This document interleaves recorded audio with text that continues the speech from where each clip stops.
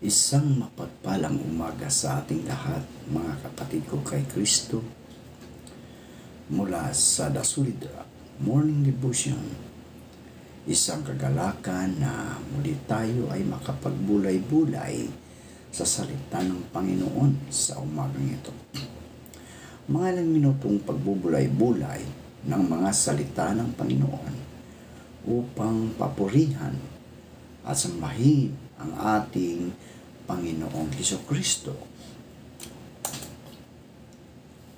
Ang ating pong pagbubulay-bulayan ngayong umaga ay matatagpuan sa Marcos, Kabanata 10, talatang 46 hanggang 52. Ito ang sinasabi. Sila ay dumating sa Jericho. Habang si Jesus nakasama ng kanyang mga alagad at ang napakaraming tao ay papalabas sa Jericho, ang bulag na si Bartimeo na anak ni Timeo ay nakaupo sa tabi ng daan at namamalimos. Nang marinig niya na si Jesus na taga Nazaret ang naroon, nagsimula siyang sumigaw. Sinabi niya, "O anak ni David, Jesus, mahabag ka sa akin." Sinaway siya ng napakaraming tao upang tumahimik. Ngunit lalo siyang sumigaw, "Anak ni David, mahabag ka sa akin." Huminto si Jesus at ipinatawag siya. Tinawag nila ang bulag na sinasabi, "Lakasan mo ang iyong loob. Tumindig ka."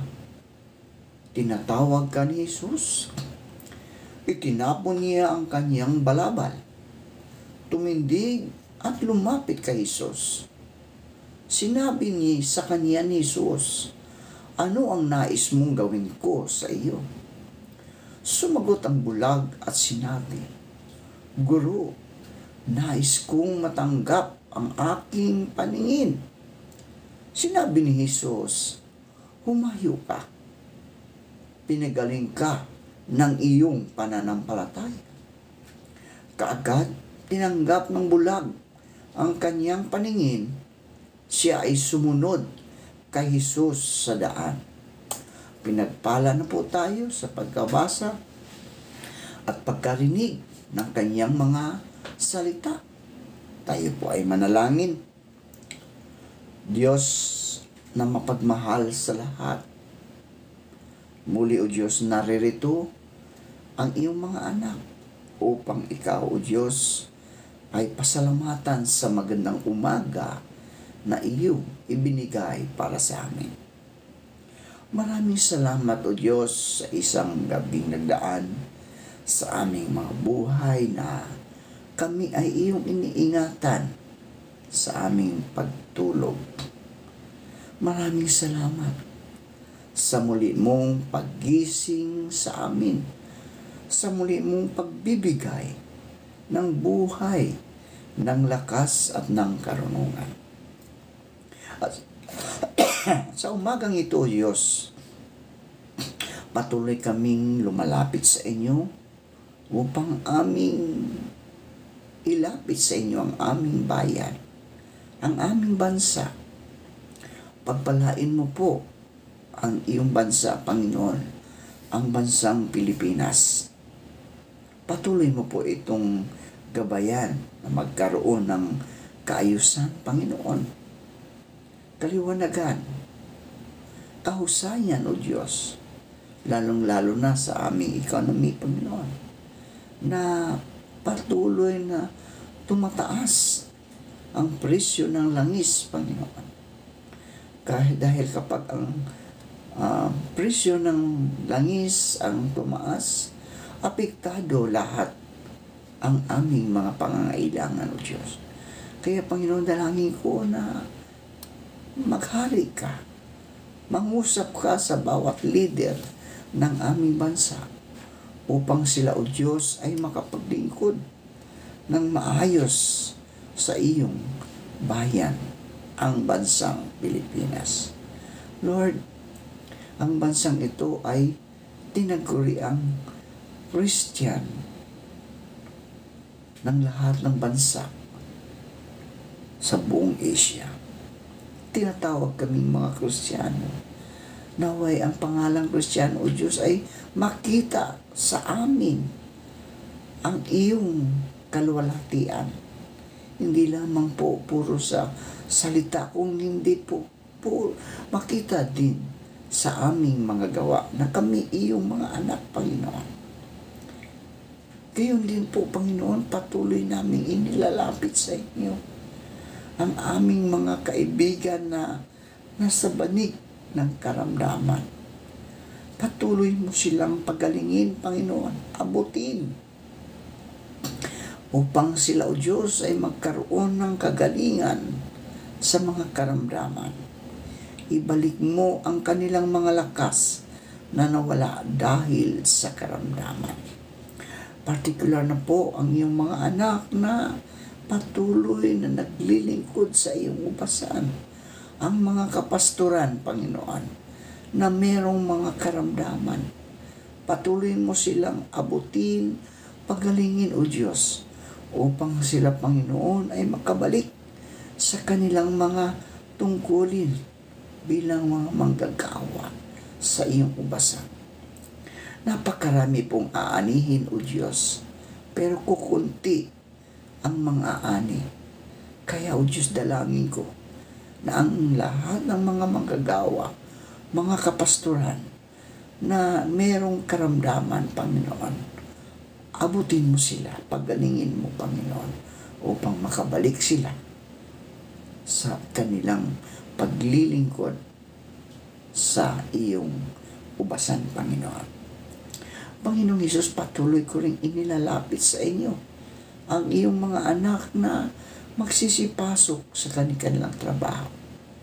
Patuloy mo po silang ingatan, O Diyos, sa kanilang pagbabiyahe.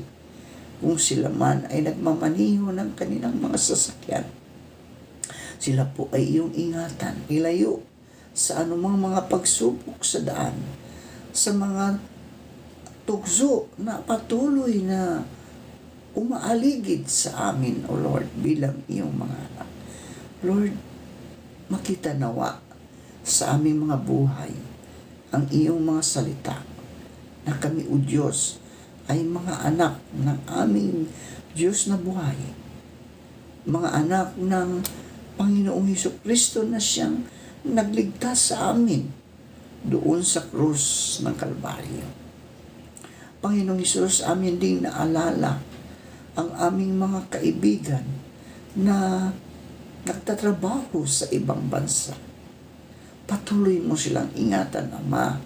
Ilayo mo sila sa mga pagsubok, mga tukso sa buhay.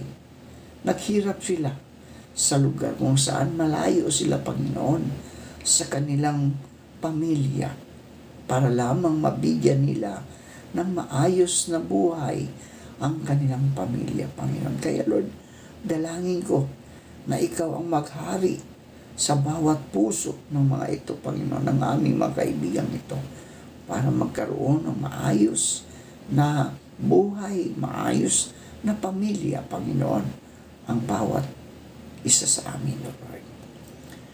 Tuloy ko rin tinataas, O Diyos, ang mga kaibigan namin, mga matatanda. Kami, O Diyos, na mga matatanda, kami po'y ingatan mo sa araw-araw ng aming mga buhay. Patuloy mo kaming gabayan, ingatan, tulungan. Kasi, O Diyos, ilan na lang kami, Panginoon, na naririto upang magpatuloy sa aming gawain bilang mga senior citizen. Tulungan mo kami, Panginoon, at pandungan mo kami upang hindi kami magkaroon ng mga karamdaman. Prone po ang mga matatanda sa mga karamdaman, Panginoon.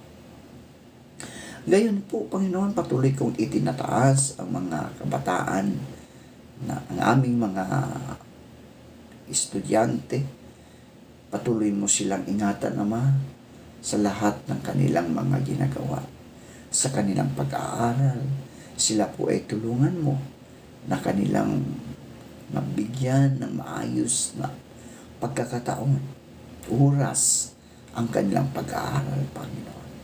Ilayo mo po ang mga kabataan ito sa anumang mga pagsubok sa buhay, sa mga tukso, lalong-lalo na, Panginoon.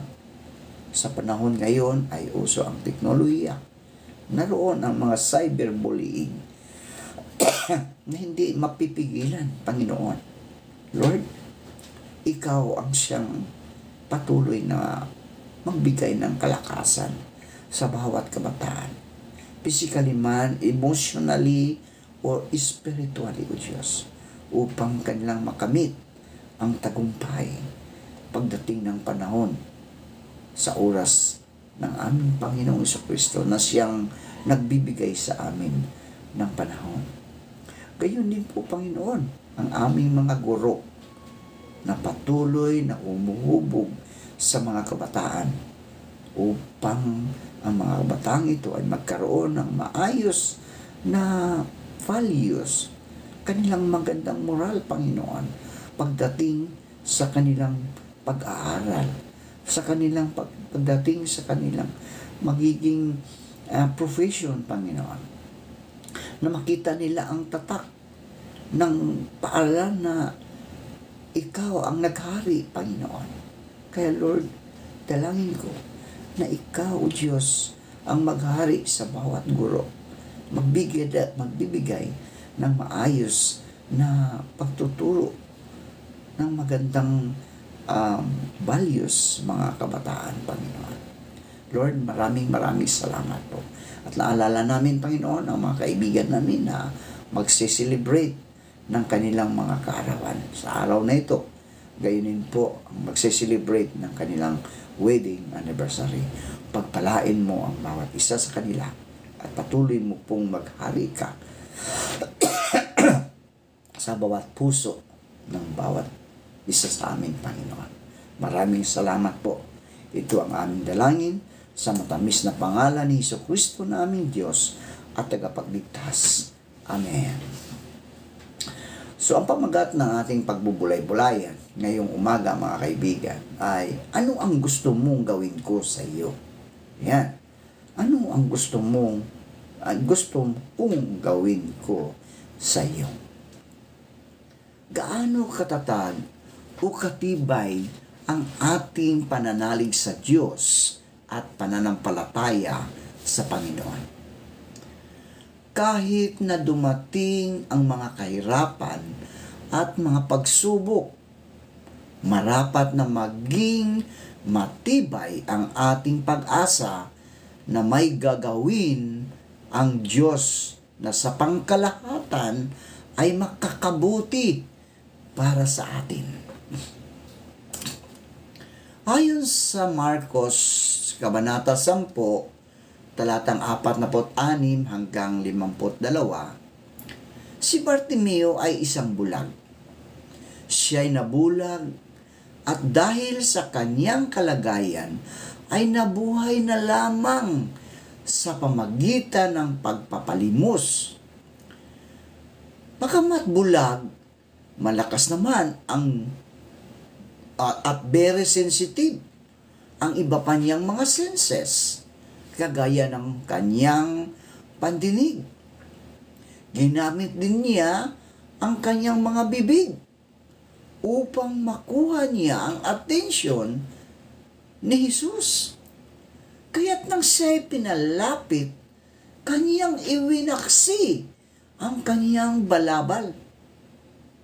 May significance yung kanyang balabal, sapagkat isa ito sa mga pagkakakilanlan sa kanya bilang isang pulubi dahil sa balabal na ito.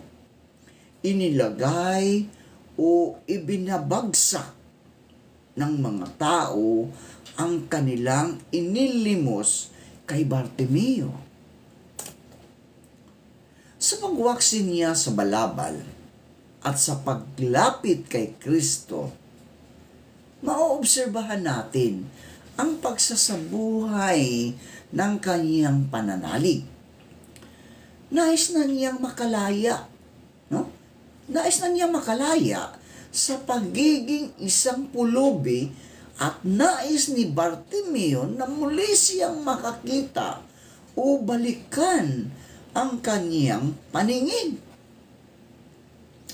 Iginawad naman sa kanya ni Jesus ang kanyang kahilingan at sa halip na umalis, na humayo, na matapos tanggapin ang kanyang paningin, pinagpasiyahan ni Bartimeo na maging tagasunod ni Kristo. Diba? Mga kaibigan, tayo po ay bulag.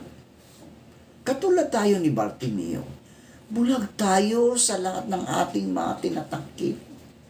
Nakalimutan na natin na mayroon tayong Panginoon na siyang patuloy na nagbibigay sa atin ng liwanag. No? So, bulag na tayo. Pag nagkaroon tayo ng mga problema, mga pagsubok sa buhay, doon tayo humihingi ng tulong. Panginoon, tulungan niyo po kami sa lahat ng aming mga nararanasan. Di ba? Pero, ang Panginoon ay nariyan lang.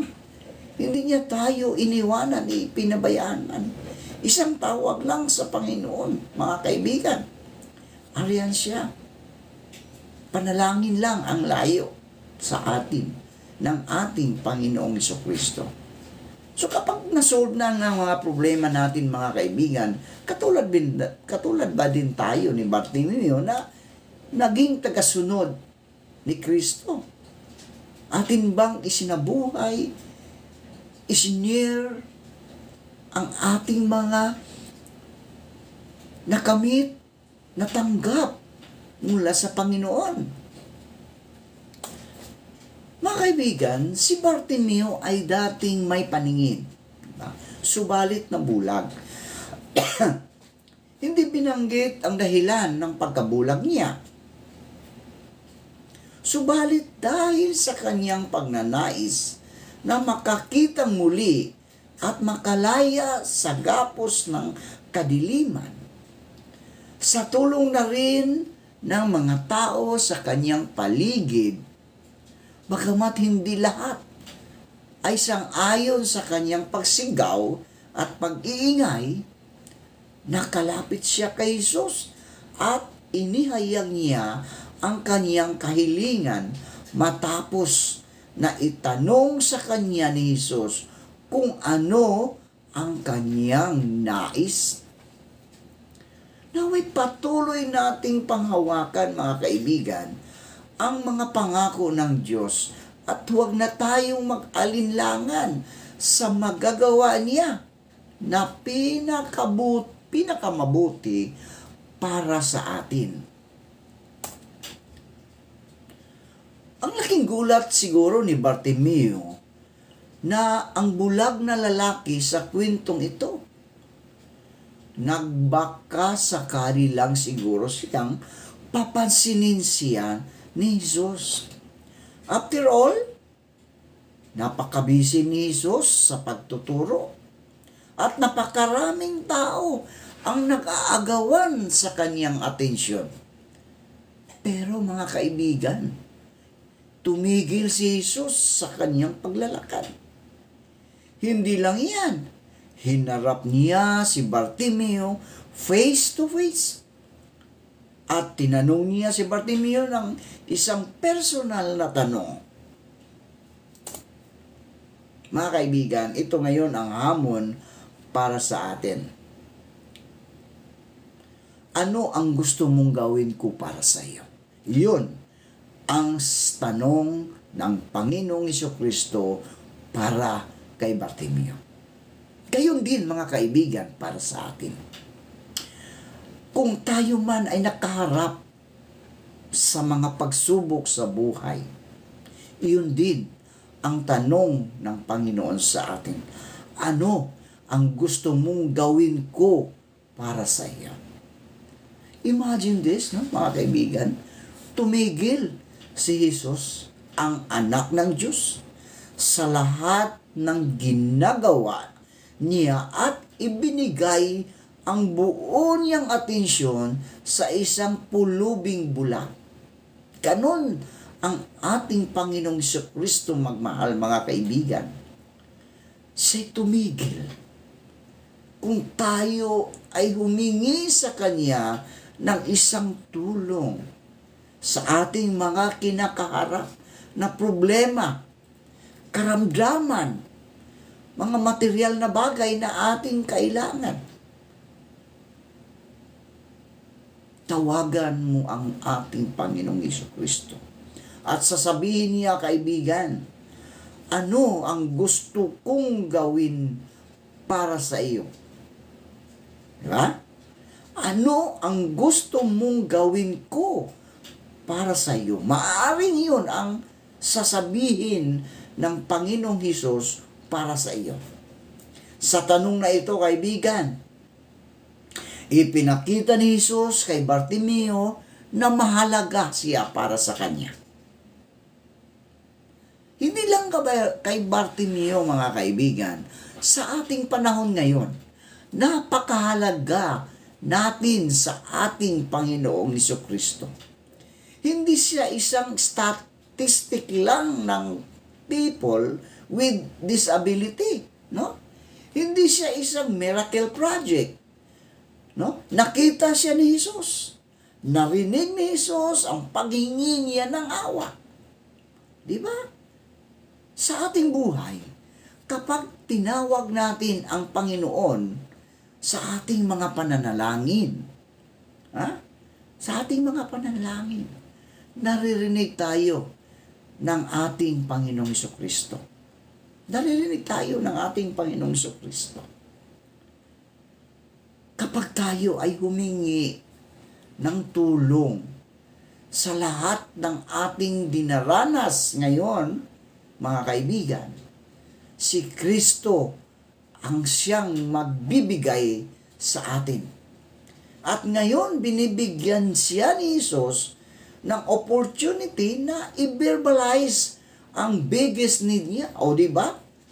Tayo din, mga kaibigan. Mahal tayo ng Diyos, mga kaibigan. Kaya nga, isinugo niya ang kanyang bugtong na anak upang tayo'y tubusin sa lahat ng ating mga kasalanan. Dahil tayong lahat ay makasalanan. Walang isa man ang makaabot sa kanyang kaluwalhatian. Di ba? Kaya isinugo niya ang isa-isa niyang anak upang tayo ay kanyang tubusin sa lahat ng ating mga nagawang pagkakamali.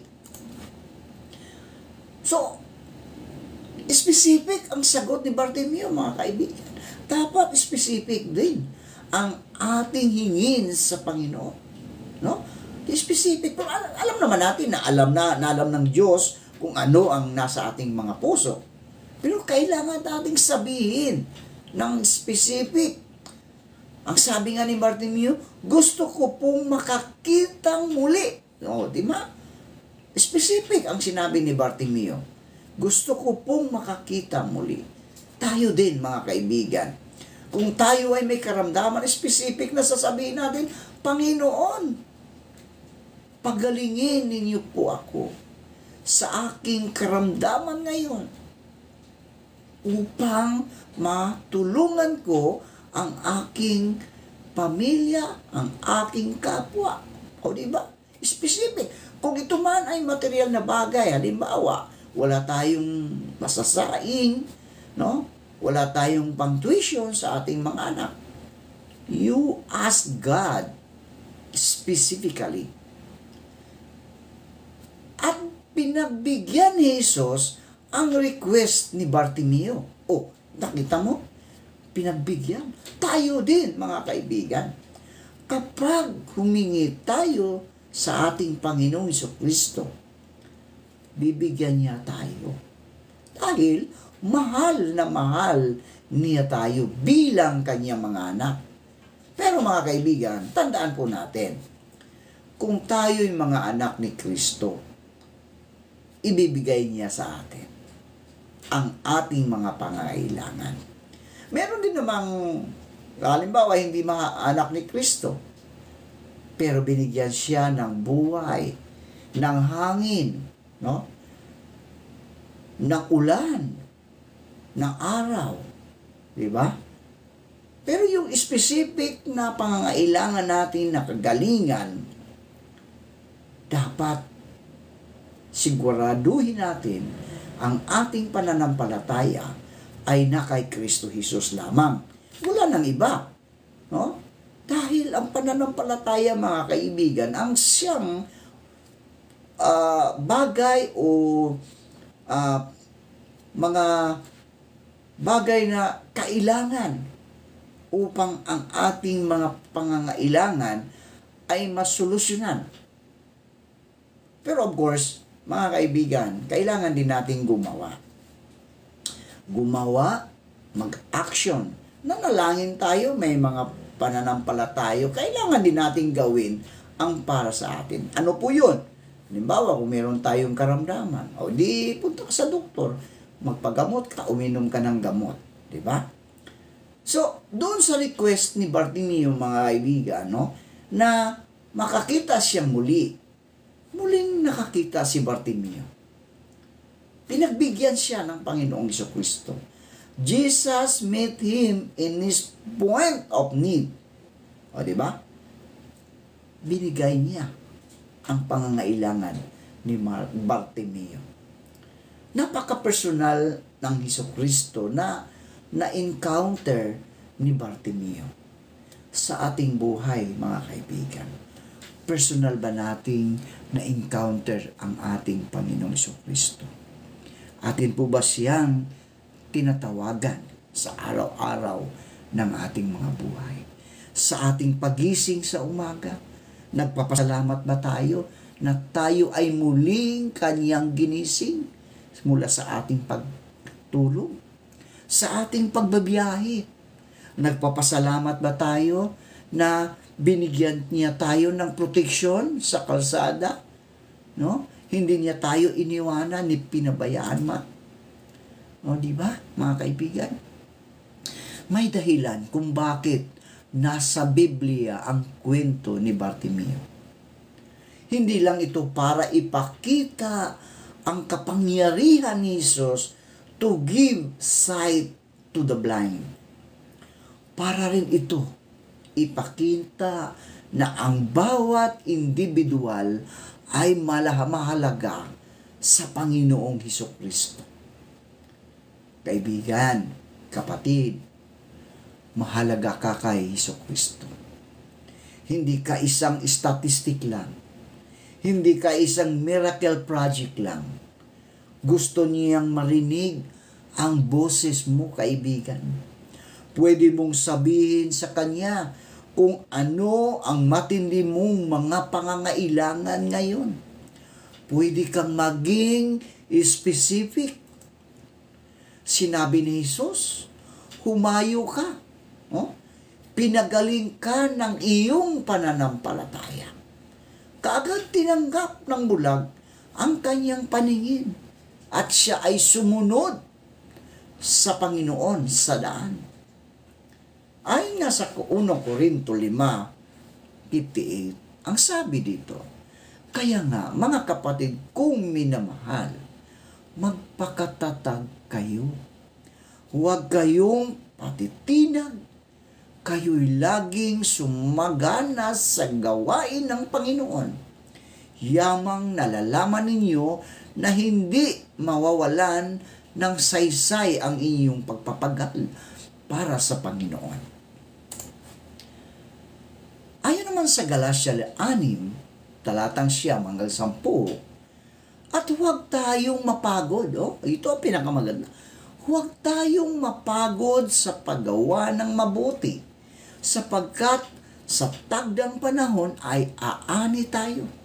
Kung hindi tayo manghihina, habang mayroon tayong pagkakataong gumawa tayo ng mabuti sa lahat ng tao, lalo na sa kanila na nasa sambahayan ng pananampalataya. Diba mga kapatid? Iyon po ang hamon para sa atin bilang tagasunod ni Kristo. Nung araw tayo bulag, di ba? Nasa kasalanan tayo. Pero noong tayo ay nakakita na ang Panginoong Kristo ang ating sinusunod, manalangin tayo. Marami pong salamat, Panginoon, sa mga salitang aming napagbubulay-bulayan ngayong umaga ng Martes. Salamat, O Diyos, dahil kami ay nakakita na ng katotohanan. Nung araw ay kami ay tulad ni Bartimeyong bulag. Kami po iyong pinagaling sa aming kabulagan, Panginoon. Iyong ipinakita sa amin ang kabutihan na ibinigay mo, Panginoon, para sa iyong mga anak. Salamat, O Diyos, dahil ang habag at biyaya na iyong ibinigay sa amin ay natanggap namin, Panginoon. Kaya sa iyo namin ibinabalik ito. Papuri, pasasalamat sa aming dakilang Diyos at mapagmahal. Panginoong Hesus, sa umagang ito, dalangin ko na pagpalain mo po ang lahat ng nakikinig sa Facebook, sa TikTok, sa YouTube. Lahat sila, Panginoon, ilayo mo po sila sa anumang pagsubok sa buhay. Mga pagsubok, mga tukso, Panginoon. Bagkus gamitin mo sila bilang ilaw ng iyong pangalan dito sa lupa, O Diyos, upang ang nadidimlan ay makakita din, Panginoon, ng liwanag. Maraming salamat po sa pangalan ni Jesucristo na aming Diyos at tagapagligtas. Amen.